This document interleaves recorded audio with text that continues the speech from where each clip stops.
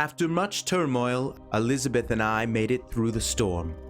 This foul tempest claimed the rest of our troop.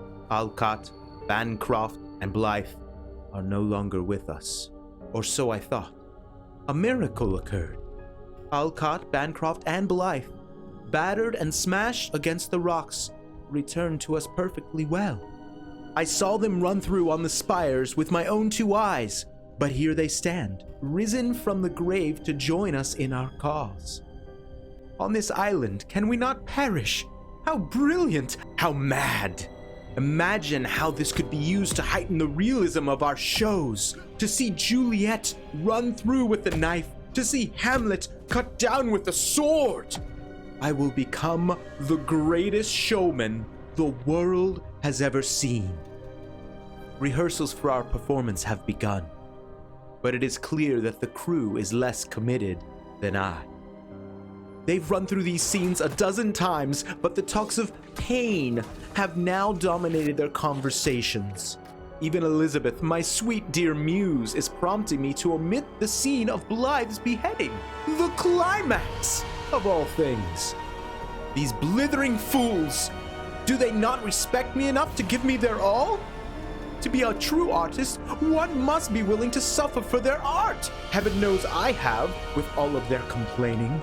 If God must strike me down, so be it. Rehearsals shall continue as planned. Alcott and Bancroft give their performance as well, but I must chain them up in the night to keep them from deserting. Even worse, Blythe's speech has started to slur, and last night she tried to cleave my head from off my shoulders. I'm keeping Blythe under lock and key until further notice, as it is clear she is unable to perform. To prevent the spread of her feral nature, I've kept her locked away far from the others. Elizabeth, to my dismay, was distraught when I informed her that she would play the role instead. But the show must go on. She has not died before thus far, and that will make the beheading even sweeter. Oh, joy. I thought I understood the nature of this island, but like Icarus before me, I have flown too close to the sun. Elizabeth played the part perfectly. Every line brimming with emotion, but when the beheading came, she faltered. She cried out to me, pleaded, but in my brash foolishness, I had Bancroft drop the axe. When she dissipated into dust, she did not return. Instead, she sparked with an energy I have never seen before.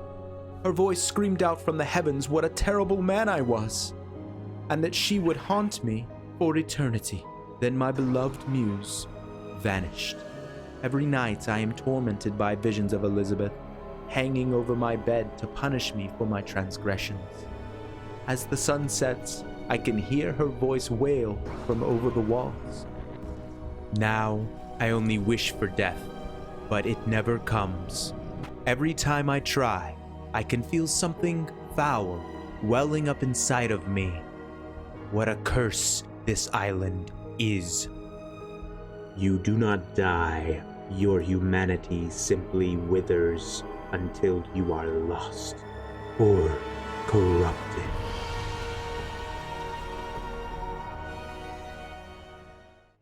Hey y'all, that was New World Lore and a minute or more The Theater, and I hope it makes you consider how many times you die on Eternum. So watch out in those 3v3s, and watch out how much OPR you do. Boo. Subscribe below.